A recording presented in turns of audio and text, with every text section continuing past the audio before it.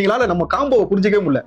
யாரு எந்த நேரத்துல எந்த ஸ்ட்ராட்டஜி எடுத்து எப்படி அடிக்கணும் தெரியல. நம்ம எல்லா வித்தையும் கத்து வச்சுட்டு அந்த இடத்துக்கு தகுந்த மாதிரி விளையாடுறோம். இல்ல இது ப்ராப்பரா சொன்னா இதுதாங்க ஒரு டீம் மேட்ச். இப்போ வந்து நல்லா புரியுது. பவுலர் என்னைக்குமே வந்து ஓப்பனிங் பேட்ஸ்மேன் கேட்க மாட்டான். ஓப்பனிங் பேட்ஸ்மேன் எப்பவுமே வந்து நான் கடைசியா இருக்கேன் கை வரைக்கும் சொல்ல மாட்டான். கேப்டன் வேலை கேப்டன் தெரியும், கீப்பர் வேலை கீப்பர் தெரியும். இப்படி ப்ராப்பரா இருக்க டீம் தான் கப்பு. இதான் நான் ஆரம்பத்துல சொல்றேன், கப்பு பிக்கலடா கப்பு பிக்கலடா. உங்களுக்கு புரிய மாட்டேங்குது. ஆனா பிகில் சத்தம் வலிக்குதுன்றாங்க. இது விசில் அடிக்க கூடாதுன்றான். காலங்காத்தால குப்பை வண்டிக்காரங்க வந்து சரி தூய்மை பணியாளர்கள் வந்து விசில் கொண்டு வரக்கூடாது, அடிக்க கூடாதுன்னு சொல்லி அதை வந்து குடிக்க குப்பை வண்டியில கிரிக்கெட்டுக்கு ஸ்டேடியத்துக்குள்ள விட மாட்டேன்றான்.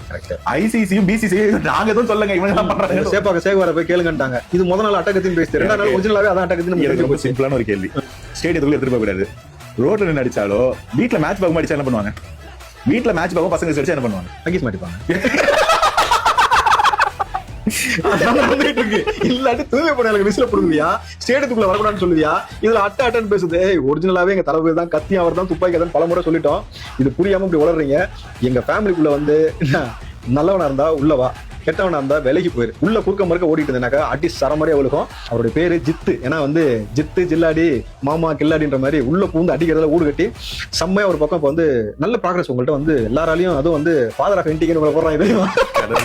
நான் அண்ணன் சொன்னதே சொல்றேன், நமக்கு யாரும் பகை இல்லை. அவங்க மனசு நோக்கிறது நம்மளால பார்த்துக்க முடியாது. ஆனா அதுக்காக நாங்க பேச மாட்டோம்னு நினைச்சுக்காதீங்க. நீங்க பேசுற எல்லா ஃபார்மட்டையும் இருக்க பேச ஆள் இருக்கு.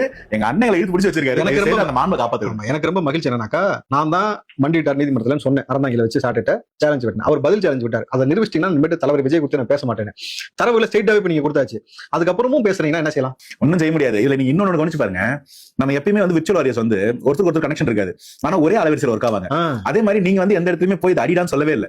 ஆனா அது எனக்கு அப்படிதான் தோணுச்சு. அதை பார்த்த பிறகு 2 வீடியோ மேட்ச் பண்ணி போட்டுருந்தாங்க. கரெக்ட். ஆனா ஆமா இல்ல, இது ஒரே சிங்க்ல ஒர்க் ஆயிருக்கு அப்படின்னு தெரியல. கரெக்ட். அதுதான் போடுறான்.